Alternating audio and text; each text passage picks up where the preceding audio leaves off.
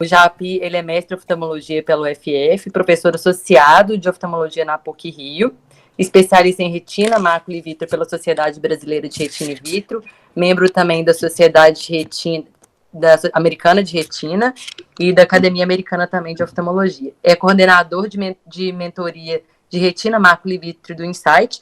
Eu convido a todos a conhecer o Instagram deles, é muito interessante, os cursos são ótimos, eu estou sempre lá nos artigos.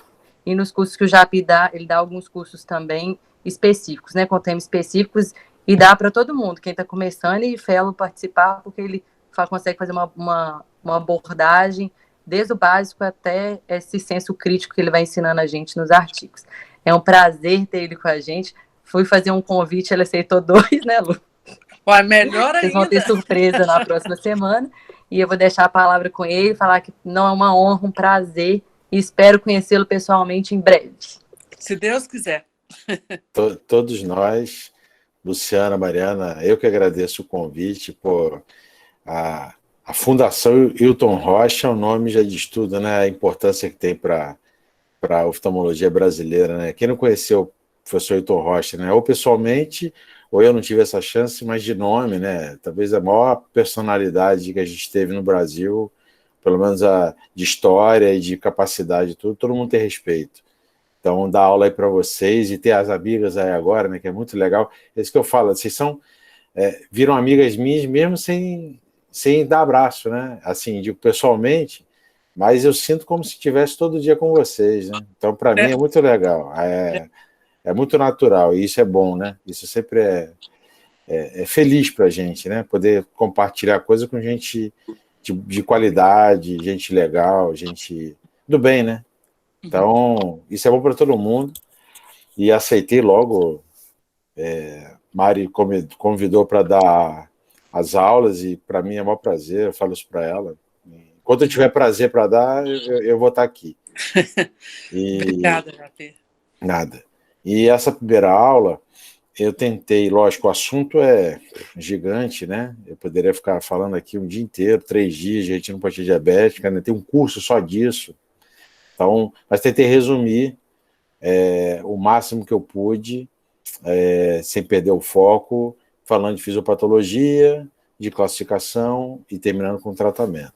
Então, vou compartilhar aqui minha tela. Então, o tema da aula é esse, a fisiopatologia, a classificação e o tratamento da retinopatia diabética. Bom, a respeito, primeiro, do edema macular diabético, que quando a gente fala de fisiopatologia, eu vou falar mais à frente, é lógico, de proliferação, mas a maior causa de perda visual no diabético é o edema macular diabético. Então a gente tem que saber muito bem, a fisiopatologia dele é mais complexa e mais importante para escolher o melhor tipo de tratamento. Então, os tópicos mais importantes a respeito do edema macular diabético são a regulação homeostática da retina e quais os mecanismos que a gente apresenta para isso, a inflamação decorrente do edema macular diabético, da doença, né? A doença sistêmica é uma doença pró-inflamatória, e essa inflamação, às vezes é causa, às vezes é consequência do edema macular diabético. Como é que a gente sabe isso?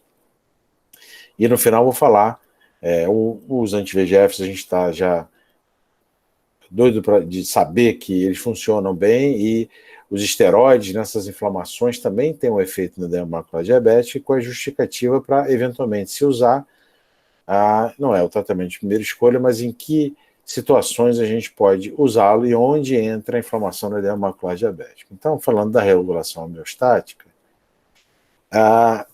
isso principalmente para o pessoal básico, mas eu acho que todo mundo é sempre bom rever alguns conceitos básicos, né? A gente tem 2 barreiras principais na retina. Uma é a barreira hematorretiniana interna, que é o endotélio vascular, que são células endoteliais ligadas por junções de grande adesão, as tight junctions, e elas são recobertas pelos pericitos e os astrócitos, as terminações, né? Os pedúnculos dos astrócitos, e são cercadas pelas células de Miller. A barreira hematorretiniana externa é o epitélio pigmentado da retina. E a membrana limitante externa, na verdade, é o limite da retina externa em relação à retina interna, né? Também formada por terminações, plexos e a gente sabe que é a limitação da retina externa para a interna. O edema macular diabético, ele se desenvolve numa área que normalmente a gente sabe que é avascular, né? A gente sabe da existência da zona avascular foveal, os capilares formam um círculo capilar foveal que não entra no meio da fóvea.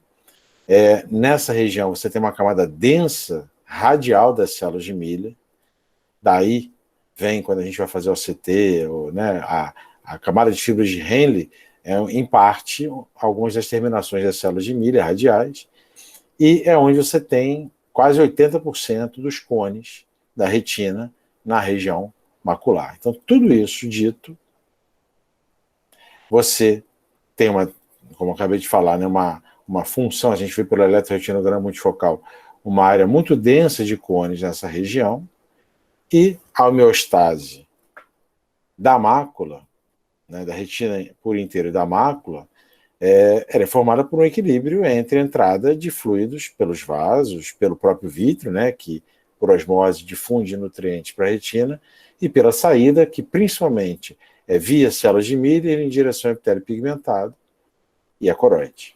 Se essa homeostase ela desequilibra, ou você aumenta a entrada de fluido, ou você diminui a drenagem dos fluidos, vai formar o edema. Ou pode ser os dois, lógico. Você pode ter maior entrada, menor saída. A entrada normalmente é pela retina interna, a saída é pela retina externa. Quando as duas começam a ficar muito alteradas, o prognóstico é pior. E aí é importante entender essa fisiopatologia, porque quando eu vou falar lá na frente, né, quando eu falo em outras aulas de achados, biomarcadores, OCT, por exemplo, se a gente fala de DRIL, que é a desorganização das camadas da retina interna, você está alterando a entrada de fluidos, você está aumentando a entrada de fluidos porque o endotélio vascular dessa área está danificado. Quando a gente vai falar de focos hiperrefletivos ou de descontinuidade da zona elipsoide, a gente está falando numa degradação da retina externa, e aí você tem lesões nas células de Miller e começa a ter uma lesão do EPR também. Então você aumenta a lesão da retina externa, diminuindo o bombeamento do líquido, dos fluidos pelo epitélio pigmentado da retina. Então, entendendo a dinâmica, você vai entender por que os biomarcadores são importantes hoje em dia para a gente interpretar o prognóstico e o tratamento dos pacientes. Bom, os resultados desse desequilíbrio, desses mecanismos de entrada e saída de líquidos são o vazamento vascular retiniano, o rompimento da barreira hematorretiniana interna, são os microaneurismos, os neovasos, em última instância, quando você tem a isquemia. Isso aumenta a entrada de fluido. O rompimento da barreira externa, que é o EPR, com lesões de retina externa de EPR, que facilita aumento da entrada de fluido, às vezes até da coroide também, e diminuição da saída, porque não tem um bombeamento do EPR. As células de Miller começam a ficar espaçadas e danificadas, isso faz reduzir também a saída de fluidos da retina, e as células prejudicadas pela isquemia começam a entrar num edema intracelular, que em última análise vai virar morte celular. Ainda tem atração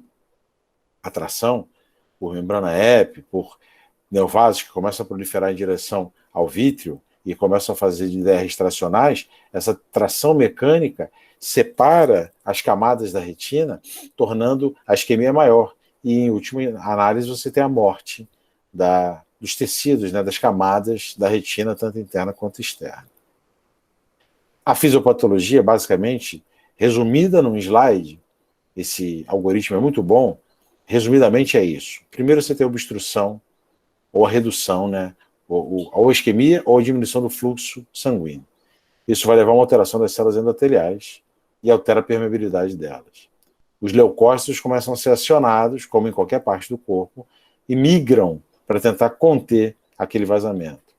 Eles, nessa migração, eles têm moléculas de adesão inflamatórias, que são principalmente os ICANs, tem vários subtipos, que são expressados na parede interna dos vasos, que começam a gerar sinais quimiotáxicos, que trazem mais leucócitos, que produzem outras proteínas, que migram para os tecidos da retina, seja nas barreiras ou já internamente na retina.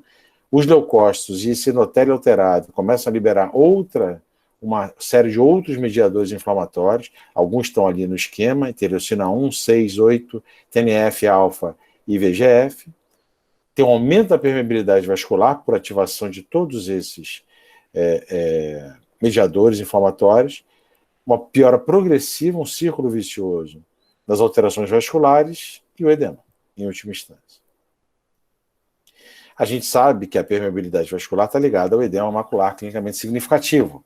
E a gente sabe que edema macular clinicamente significativo, eu gosto sempre de frisar isso, não tem nada a ver com clínica, com o fato de clinicamente a visão está pior. Você pode ter edema macular clinicamente significativo com visão 20/20. Edema macular clinicamente significativo é um estadiamento de fundo de olho, não é de OCT, é de retinografia, onde você avalia se tem aumento da espessura retiniana até 500 micrômetros da fóvea, se você tem exudatos duros até 500 micra da fóvea, com aumento da espessura retiniana, ou espessamento retiniano de pelo menos 1.500 micra dentro de uma área de 1.500 micra do centro da fóvea.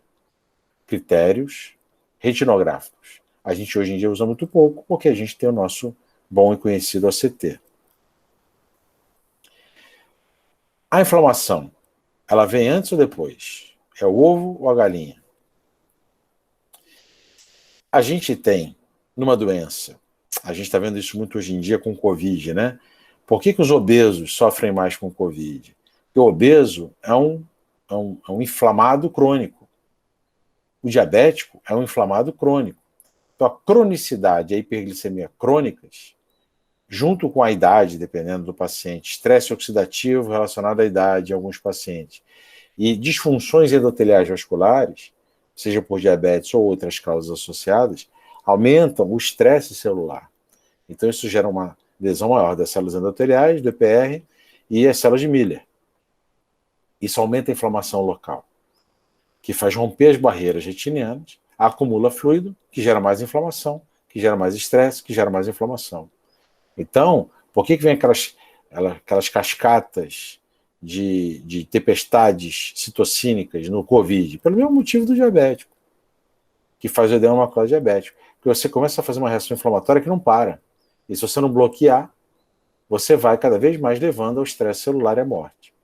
Então, o edema macular diabético agudo, ele é muito mais mediado por mediadores agudos, VEGF, TNF, interleucina. Mas, cronicamente, a gente tem outros mediadores, outras células inflamatórias, como os leucócitos, que vão começando a ocupar aquele espaço. E aí a lesão começa a ficar crônica, e com características inflamatórias, e não só dependente de VEGF. A inflamação é o evento precoce ou é o evento tardio? A origem, né, normalmente, é das células, né, inflamatórias circulantes, demora um pouco mais. A gente tem uma ativação por mediadores, VEGF, TNF, óxido nitroso, angiotensina, age no endotélio, aumenta a permeabilidade vascular, vaza.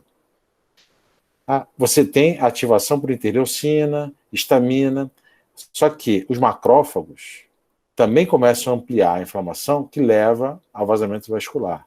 Então, na verdade, a inflamação por si só, ela é um evento mais à frente.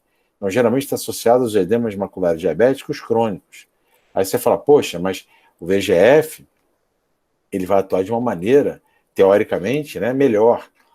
Mas pensa que a gente tem um monte de pacientes que descobrem o diabetes depois de muito tempo.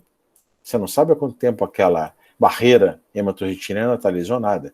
Então, apesar dos corticoides não serem um tratamento de primeira escolha, eles têm indicações em alguns pacientes. No final, tem um algoritmo interessante para mostrar para vocês que nem tudo é anti-VEGF. O anti-VEGF é a primeira escolha, é lógico, mas a gente tem que pensar um pouquinho, caso a caso, customizadamente, para tratar nosso paciente. Tem muitas citocinas além do VEGF, acabei de falar, olha aí, várias.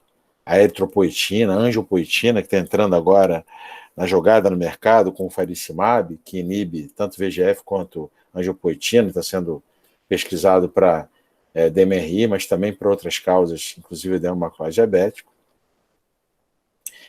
O VEGF é muito importante, é lógico, né? A gente sabe disso. No vítreo, o VEGF está relacionado à retinopatia proliferativa. E aí, vejam, uma retinopatia diabética proliferativa vai decidir, às vezes, o tratamento que você vai usar. Vejam, se você tem um paciente com edema macular diabético, sem nenhum achado tracional ou de neovaso, mas já tem vários achados crônicos, como focos hiperrefletivos, com exudatos duros, etc. Opa, será que o corticoide tem uma chance aí? Pode. Agora, um caso que você tem um edema grande, sangramento, tração, descolamento tracional, tudo bem, tem um risco, 5,4% de você fazer uma injeção de anti-VEGF e descolar a retina de um paciente que já tem tração. Mas o VEGF das doenças vasculares, onde ele tem muito mais expressão, é no diabetes, mais do que na DMRI, mais do que nas oclusões vasculares. Então, se você não usar um anti-VEGF num paciente que tem edema macular e já tem proliferação, não vai adiantar. Tem o laser, ok, tá, mas você tem que usar um anti-VEGF, porque o mecanismo já é mais amplo, não é só o edema. É toda a retinopatia e a isquemia que a gente avalia no fundo de olho. Então, o edema macular é uma combinação. Você tem alteração no mecanismo de drenagem, o rompimento da barreira hematorretiniana interna, tem a idade, o estresse exudativo relacionado à idade mais velha, lógico, o rompimento da barreira externa, os fenótipos, que são diferentes, pode ter tipo 1, tipo 2 e outros aspectos, os fatores sistêmicos, a hipertenso, a duração do diabetes e a inflamação. Não esqueçam que existe a inflamação. O VEGF, todo mundo conhece muito bem, tem vários subtipos, né? O VEGF-A, isoforma 165, é o mais comum, né, no caso da retina, mas o VEGF-A em geral. O VEGF-B normalmente é protetor. Os outros VEGFs são, o C, o D e o E, são menos comuns. Mas todos eles atuam de alguma forma, aí está um desenho mostrando tudo que pode alterar a barreira hematorretiniana interna e externa. Então vejam, é muito mais complexo do que só tem edema, não tem edema, injeta, não injeta. Hoje mesmo eu estava no ambulatório com os residentes e brincamos, né, um residente que chegou e tal, qual é a dúvida e tal, o que vocês acham que é? Ele falou assim, injeta. Aí, brincando, é lógico, mas eu falei, também brincando com eles, mas, né, mostrando um caminho que injetar é fácil. Interpretar é difícil. E interpretar qual o momento certo, qual o regime certo, qual a droga certa, é que faz a diferença entre os bons e os muito bons, né? Eu vi outro dia uma frase que é muito bom, que o mundo está cheio de gente mediana. Então, seja o melhor. Você pode, às vezes, não tem gente que está acima da curva, mas você pode tentar estar na curva para cima e não ser mediano. Então, saber o mecanismo inteiro, a fisiopatologia, faz você se diferenciar na hora do raciocínio. Então, qual é a justificativa dos esteroides no edema macular diabético? Ele tem um efeito anti-inflamatório, que faz um tipo de down regulation em relação a alguns mediadores inflamatórios. Os corticoides têm um efeito vasoconstritor, breve, mas tem. Eles podem atuar em cima das células de Miller, tentando reduzir o inchaço, então eles têm uma influência no mecanismo de drenagem. Olhando assim, parece uma maravilha. Então o corticoide vai salvar o mundo no diabético. Não é bem assim. A teoria é mais bonita do que a prática. Um resumo, então, da fisiopatologia é o final dessa parte aqui da aula. Você tem diversos mecanismos levando ao desenvolvimento do edema macular. Você tem que ter um controle do diabetes, principalmente pela glicada. É fundamental. O paciente tem que ser seu parceiro e ele tem que ajudar. A doença é dele, não é sua. Eu sempre falo isso, o paciente não pode terceirizar a doença. Olha, eu tenho diabetes, doutor, vou dar na sua mão. O senhor cuida, o que der errado é seu. Não. Ele tem que ajudar. Eu trato, mas ele ajuda. Senão, o problema é dele, não é meu. Eu tenho que ajudar, mas o diabetes é dele. A inflamação altera as células de Miller, as células microgliais, EPR e as células neurais. Há um vazamento da barreira hematorretiniana interna, então tem um vazamento, tem leucostase, tem isquemia, e a barreira hematorretiniana externa altera os mecanismos de drenagem, junto com as células de Miller. Ponto. Agora a gente vai falar de classificação. A epidemiologia do diabetes tem que levar em conta a duração do diabetes. É muito difícil ter retinopatia diabética antes de 5 anos de doença. O tipo de diabetes, o tipo 1, é muito mais nocivo para a retina é muito mais agressivo pela falta de insulina do que o tipo 2. A puberdade influencia, uma puberdade às vezes mais precoce pode aumentar o risco de retinopatia diabética, no caso de diabetes tipo 1. A hipertensão arterial e a hiperlipidemia, logicamente, estão associados a um descontrole do diabetes. A gestação, a gente sabe bem, a gestação pode ter uma influência no paciente que já tem diabético, ele pode descompensar, a gente até faz aconselhamento, às vezes, de grávidas, mulheres em idade para ficarem grávidas, dependendo do diabetes, a gente aconselha até, às vezes, a não engravidar, porque pode ser muito nocivo para ela e para o bebê. Mas a gestação pode trazer o diabetes gestacional também. Então, o controle dos níveis de séricos de glicose é fundamental, e principalmente a gente sempre fala para os pacientes, um paciente com 150 estável é melhor do que um paciente que faz 70 e 300 no mesmo dia. Então, o controle, a estabilidade da glicemia é o melhor possível. A genética já tem hoje em dia muita coisa envolvida na fenotipagem do edema macular e da retinopatia diabética, tem fatores genéticos, eu não vou entrar a fundo nisso agora, mas tem fator como em todas as outras doenças. E o glaucoma e a miopia são fatores inversamente proporcionais. Por exemplo, um paciente com glaucoma tem uma tendência maior a ter retinopatia diabética, um paciente diabético tem mais chance de ter glaucoma. Um paciente míope tem menos chance de ter retinopatia diabética, porque a retina é mais fina, os vasos ficam mais separados, você tem menor lesão vascular, então você tem uma menor chance de desenvolver retinopatia diabética. A história natural é você formar primeiro os microaneurismas, eles começam a aumentar a permeabilidade naqueles vasos, porque é uma proliferação na parede do vaso que em algum momento começa a extravasar, e a oclusão desses vasos, a partir do momento que começam a vazar e produzir trombos, às vezes nos aneurismas, ocluem os vasos, faz o fechamento dos capilares e a isquemia. Então, os microaneurismas, que são o primeiro sinal visível da retinopatia diabética, são esses pequenos pontos vermelhos, hiperfluorescentes na angiografia. Normalmente, eles fazem, aos poucos, esse vazamento em circinada, ou seja, você tem ali os exudatos duros formando a retinografia, e o vazamento normalmente está no meio da circinada. Volto a falar aqui da parte de edema macular clinicamente significativo, a permeabilidade vascular faz com que você comece a formar um espessamento e muitas vezes exudatos duros na retina, na mácula especificamente, aqui exemplificando os estágios. Ou você tem um espessamento da retina até 500 micras da fóvea, ou você tem exudatos duros até 500 micras da fóvea, ou você tem um espessamento de até um diâmetro de disco ou mais, que esteja a menos de 1.500 micras do centro da fóvea. Critérios retinográficos. A oclusão dos capilares vai levar em degraus, né, em progressão, a formação de hemorragias intrarretinianas, começa a formar dilatações segmentares das veias, é o venous beading, e o último estágio antes da retinopatia proliferativa, que é a formação das anormalidades microvasculares intrarretinianas, ou IRMAs, que são um neovaso que ainda é intrarretiniano. Então, é uma lesão, é um passo antes do neovaso, que é quando você rompe a barreira externa, isso a gente vê hoje muito bem em OCTA, pelo sinal de decorrelação. Você vê um rompimento da retina externa, das camadas, né, da membrana limitante interna, e o vaso começa a crescer para dentro da cavidade vítrea e vira o neovaso clássico. Então o IRMA está contido na retina, o neovaso está para fora da retina.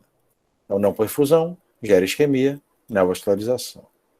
Então aqui exemplos, né, bonitos. De um lado vocês veem que ali tem o venous beading, eu não consigo apontar aqui por algum motivo que meu mouse não anda quando eu estou no Keynote. Mas bom, do lado esquerdo, para quem está olhando a tela, você vê uma dilatação segmentar venosa, que é o venous beading, ou ensalsichamento venoso, e várias tramas vasculares que ainda estão contidas na retina, não estão além dos vasos, que são os IRMAs.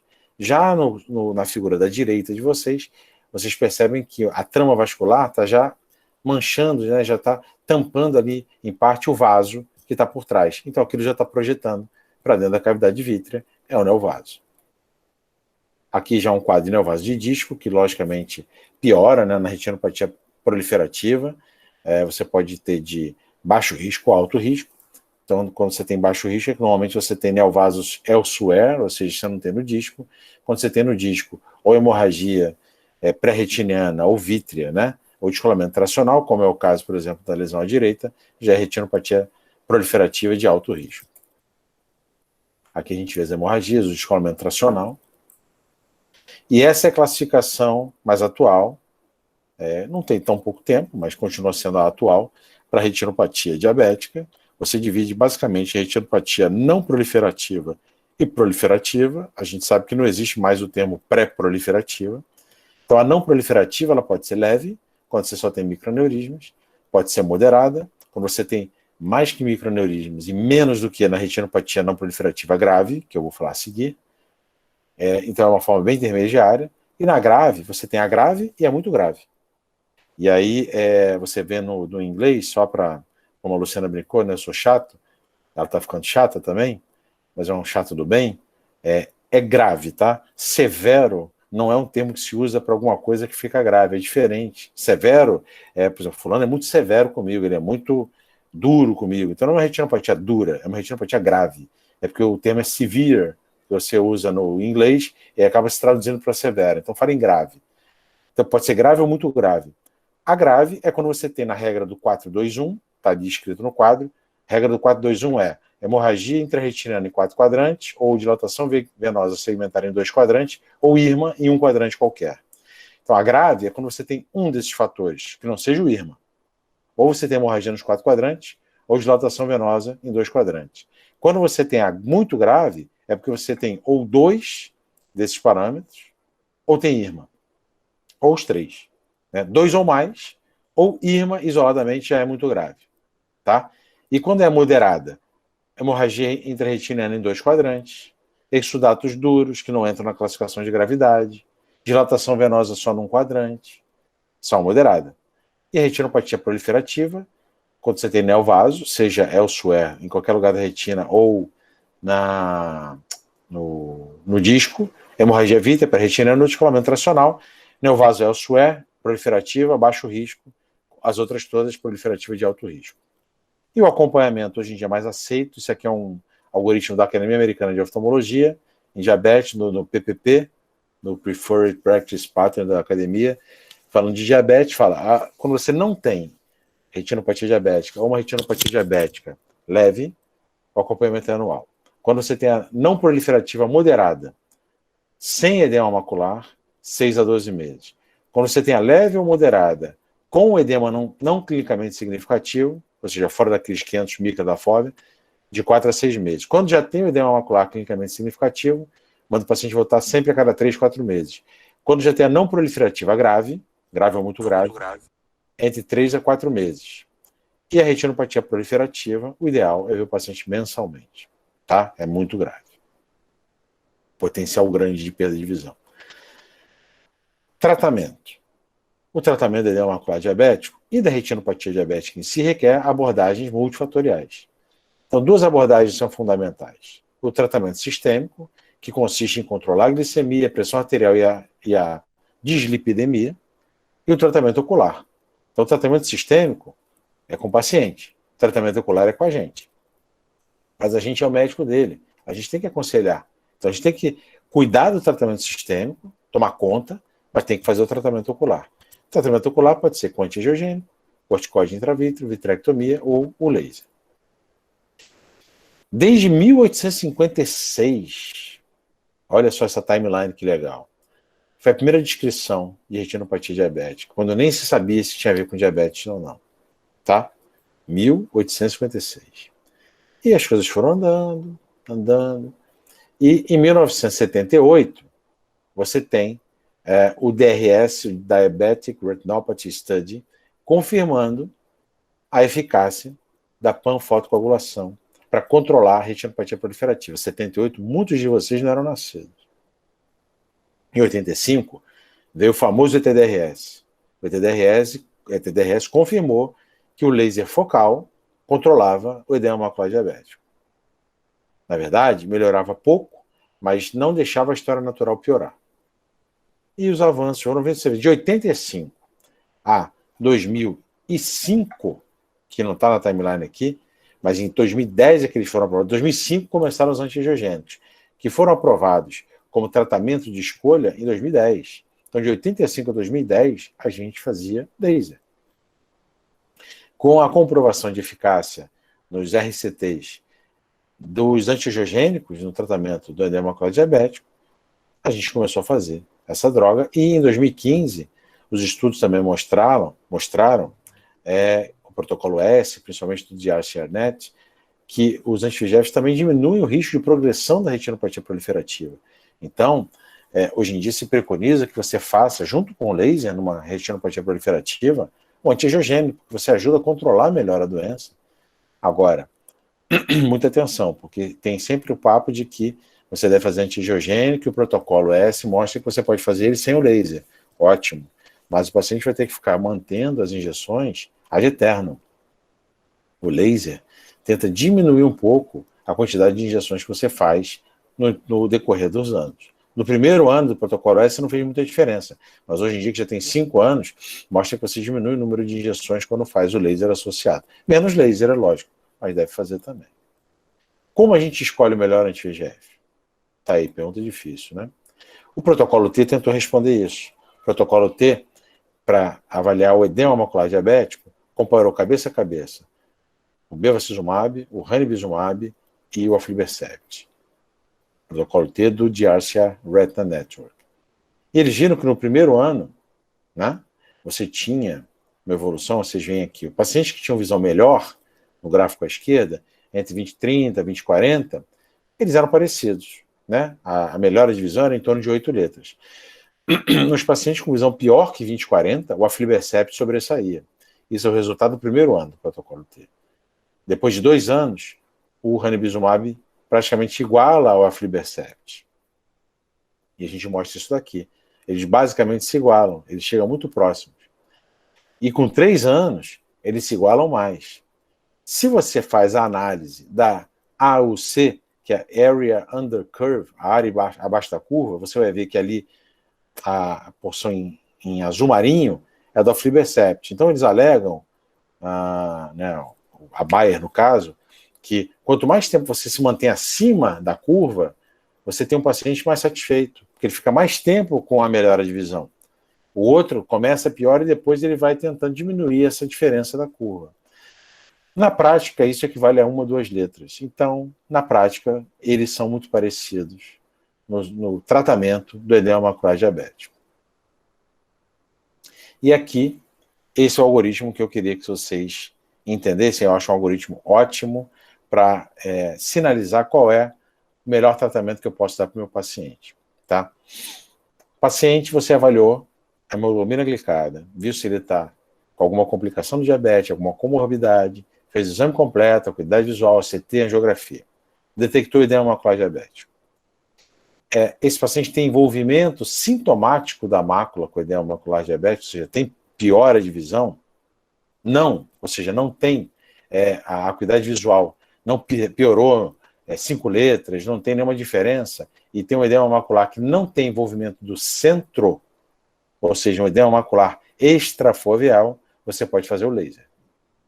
Hoje é a única indicação de laser em edema macular diabético. É edema extrafoveal, que não afeta a área central.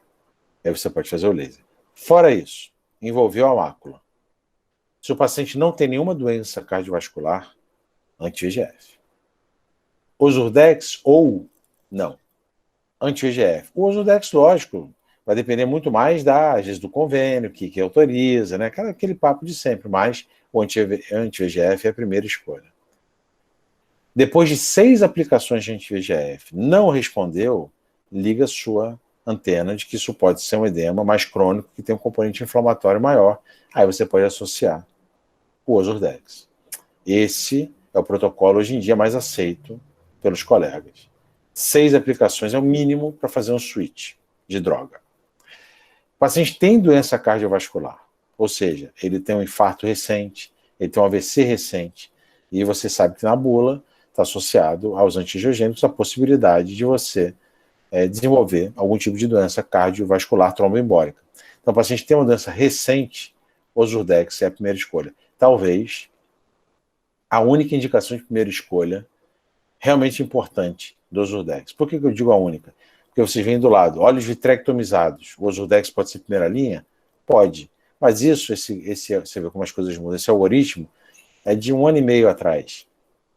E nos olhos vitrectomizados já tem estudos mostrando que não há uma diferença, fazendo cabeça a cabeça, que não tem uma diferença tão grande de absorção do anti-VEGF, que achava-se que não. Se você botar no olho vitrectomizado, o anti-VEGF vai durar 2 dias, 3 dias, não dura nem 15 dias.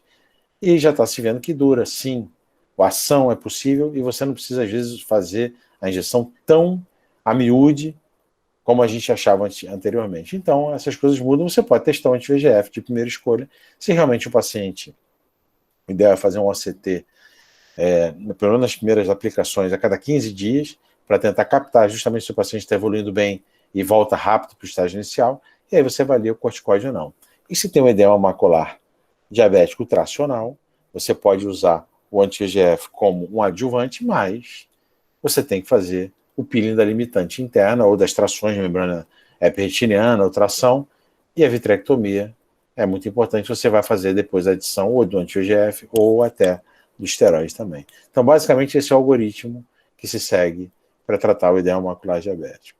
Retinopatia diabética proliferativa, basicamente, é associar o laser ao antiangiogênico para que o antiangiogênico seque os neovasos, facilite a tua cicatrização do laser.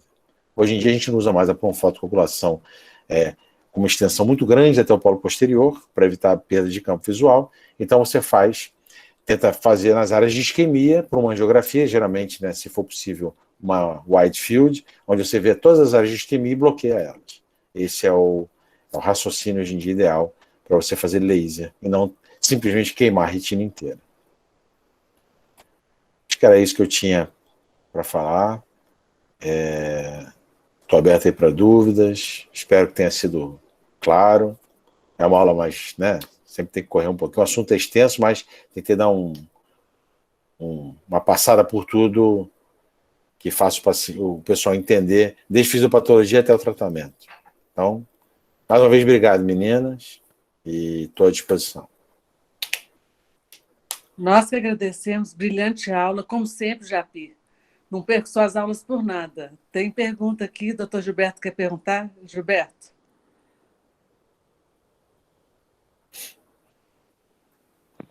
Boa noite, pessoal. Tudo bem, Japi? Boa noite. Boa noite. Eu tenho, na verdade, 2 dúvidas.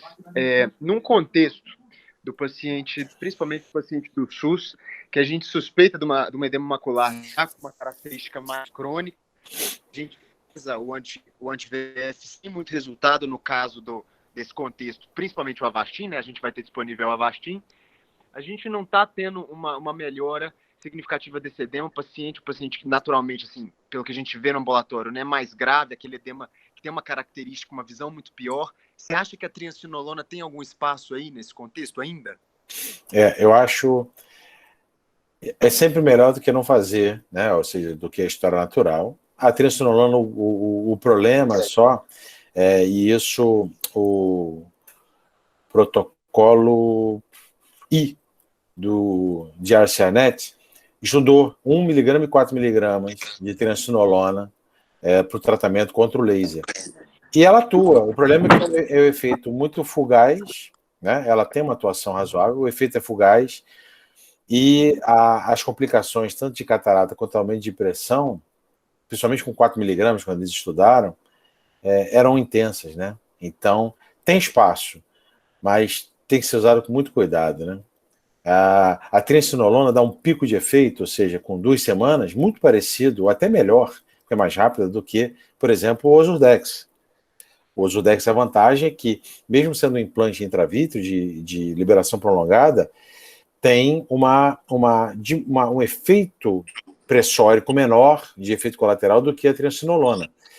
Mas é muito caro e não tem condição no SUS. Então, para um paciente sem condição, eu faria um anti-VEGF, eu tentaria bloquear o máximo que puder com laser, mas a triancinolona, em alguns casos, onde o Avastin não esteja funcionando, e seja um edema crônico, como eu falei, de muito exudato, eu acho que cabe, sim.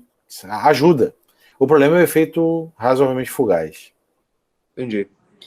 A última dúvida, você falou aí que hoje a gente tem a ajuda da Wide Field para a gente direcionar melhor, né, o local que a gente vai fotocoagular. A impressão que eu tinha anteriormente é que pela retina estar globalmente isquêmica, pelo diabetes ser uma doença da retina, não é uma doença, obviamente, localizada, ela tem uma retina toda doente, a panfosfocoagulação deveria ser feita no sentido, assim, ou tudo ou nada. Assim, ou você panfotocoagula o paciente, ou não existiria ali. Eu não estou falando de fotocoagulação no caso dos microaneurismas ali, da fonte de vazamento. Mas aí você falou aí na última parte que hoje em dia a gente tende a achar as áreas que estão isquêmicas e você, por exemplo, você fotocoagularia somente aquelas áreas? Você pouparia o paciente de uma panfoto completa, em algum caso? Os trabalhos recentes usando o wide field, a grande maioria deles mostra que você tem que se basear pelo índice isquêmico. Uma foto grande, você tem toda a retina na sua mão e você faz uma avaliação da quantidade de áreas isquêmicas. Eles alguns só fotocoagulam se você tem um índice isquêmico, agora me perdi o número, acima de X, senão ele nem fotocoagula, entendeu? Eu já acho um pouco demais. Então, você geralmente faz como se fosse um skater de laser, mais direcionado para as áreas isquêmicas. Eu poupo o paciente hoje em dia assim, eu faço só na área isquêmica. Entendi, obrigado. Nada. Professor Japessu, tudo bom? Jacques falando. Grande Jaque, tá bom, cara? Nos vemos aí no BH Retina Summit, né? Deus quiser. Chamamos você para... É agosto, né? Agosto, 7 e 8. Já vi que você está lá como painelista exatamente desse assunto, né? Então, Mariana chamou a pessoa certa, né? Para isso. Obrigado por Nada. aceitar o nosso convite, né? Mariana, que junto com a Brina fez, eu estou na coordenação junto com ela, e foi extremamente didático, né? Como sempre, engrandeceu o nosso curso, né? E a gente queria agradecer demais aí a sua participação, tá bem? Nada, prazer é o meu. Eu queria aproveitar e queria saber qual a sua opinião em relação eu vou fazer 3 questionamentos, mas inicialmente eu queria saber, Japessu, como que você trata um paciente que seja 20/20 de visão. Isso aconteceu comigo na semana passada, né? Médico, 20/20 de visão, diabético, e na tomografia você vê aquele cisto que ele fala para você que no campo visual dá aquela fumacinha, mas no Snellen ele fica 20/20, né? E você vê na tomografia que está vazando para o centro da fóvea. Essa é a primeira pergunta. Então, 20/20 com edema no centro da fóvea, que o cara fica 20/20 na quantitativa lá no Snellen. A segunda pergunta, Japessu, é um paciente que teve algum evento cardiovascular e que você vê ele com a neovascularização frondosa grande, né, com risco realmente de sangrar. Como que você trata se o paciente, por exemplo, teve um AVC isquêmico no último mês, por exemplo? Essa seria a segunda pergunta. A terceira eu já faço em sequência. Tá. Então, respondendo a primeira, essa semana, eu brinco com as meninas, né? É porque eu sou ligeiramente rápido para responder as coisas, né? No WhatsApp, nas mensagens que chegam por WhatsApp e tudo, mas vocês imaginem que hoje em dia eu acho mó barato. Então, eu sou mó orgulhoso disso. Mas eu recebo um monte de casos, para tirar dúvida e tal, que para mim só engrandece, porque eu aprendo pra caramba. Eu recebi um caso exatamente isso que você acabou de falar do primeiro caso. Me mandaram até o ACT, edema macular, não tinha drill, não tinha nada, edema bom, edema bom, 20/25 de visão, se eu tratava ou não. 20/25, até o teu é 20/20. 20/20. Aí eu vou dar a mesma resposta que eu dei. O protocolo V do DIAR-CHANET comparou observar, laser focal e antiangiogênico, no caso aflibercept, para tratar paciente com 20/25 ou melhor visão. Ou seja, 20/25, 20/20, 20/15, com edema. E viu que em 2 anos, observar dava mais ou menos o mesmo nos pacientes de boa visão do que fazer injeção. Beleza. Então, quando você lê, aí vem a questão do chato que a Brina falou. Aí você lê e fala, pô, observar, não precisa fazer antiangiogênico. Isso é papo da indústria para me empurrar a injeção. Vírgula.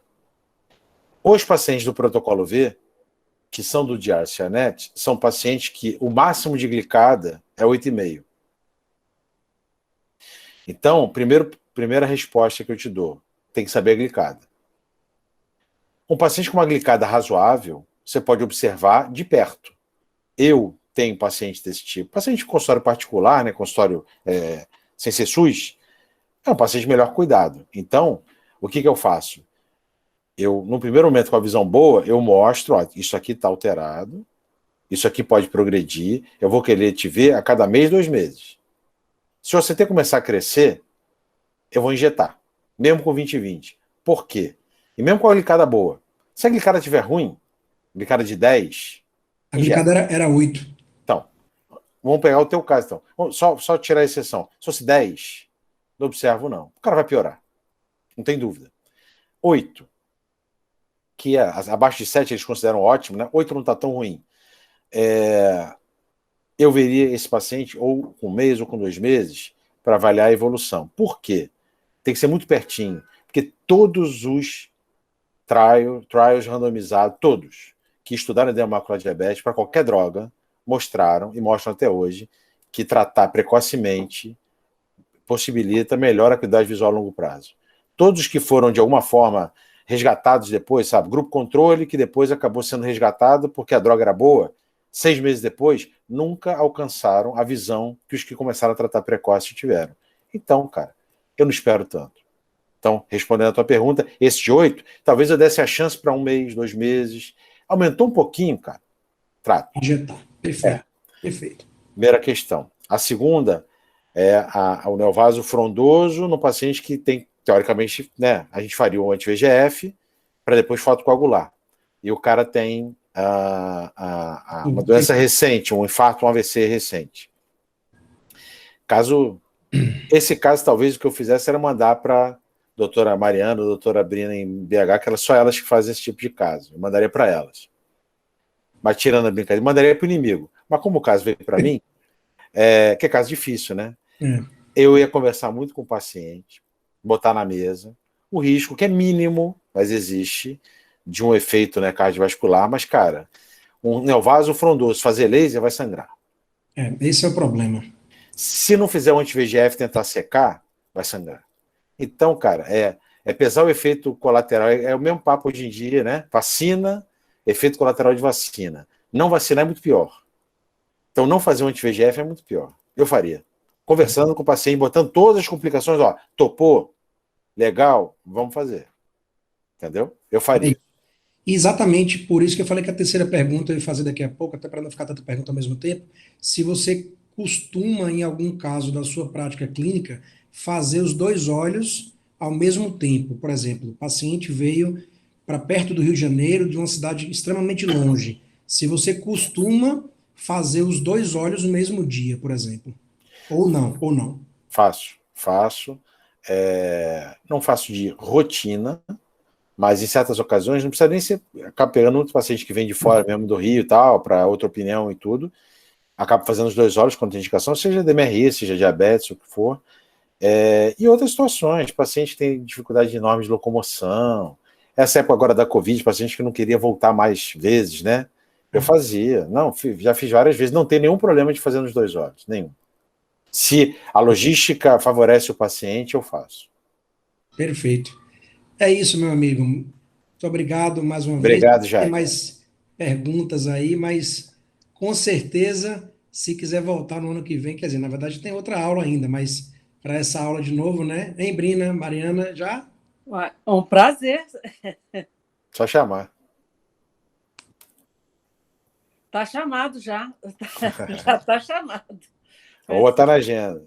Tá, joia. Obrigada, Japi. Tem mais gente perguntando aí. Por favor. Oi, Happy. Como vai? Zé Luiz, tudo bem, Zé Luiz? Tudo bem, Happy. Happy, para fazer o laser amarelo em edema macular, o que você pensa? O laser amarelo, seja ele subthreshold ou micropulsado, né? É um tratamento difícil de padronizar. Então, tem trabalhos que mostram, na mão de gente que tem experiência, que domina o micropulso, grande exemplo nosso aqui no Brasil é o Cardilo, lá de Araraquara, na mão do Cardilo fica bom. O Cardilo tem uma padronização razoável do laser dele, e em certos casos crônicos ou não responsivos ao anti-VEGF, ele costuma usar com bom resultado, mas nunca são amostras grandes, e não são protocolos que são absolutamente reprodutíveis, nem entre nós, nem entre, às vezes, o mesmo médico com paciente diferente. Então, mesmo o Cardilo, se você colocar ele numa mesa de discussão de tratamento, ele vai falar que o anti-VEGF é a primeira opção dele. O laser, você pode deixar como resgate ou micropulsado em casos não responsivos ou, como o Jaque estava perguntando, um caso de extrema contraindicação. Imagina, o paciente fez uma injeção e teve uma endoftalmite. Esse nunca mais vai querer que injetem no olho dele. Aí eu posso fazer o laser. Mas de primeira escolha, não.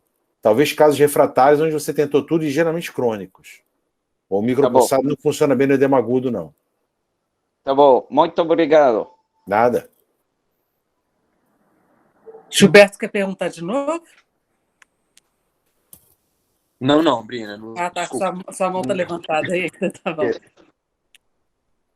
Alguma outra pergunta? Acho que encerraram. Já obrigada demais novamente.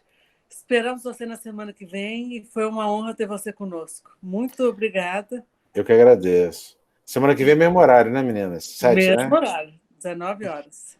Maravilha. Todos aqui presentes, convidados, eu mando o link nos grupos de novo. Obrigada, Tá Javi. bom. Nada, obrigado a vocês. Obrigado aí pelo carinho pelo chamado.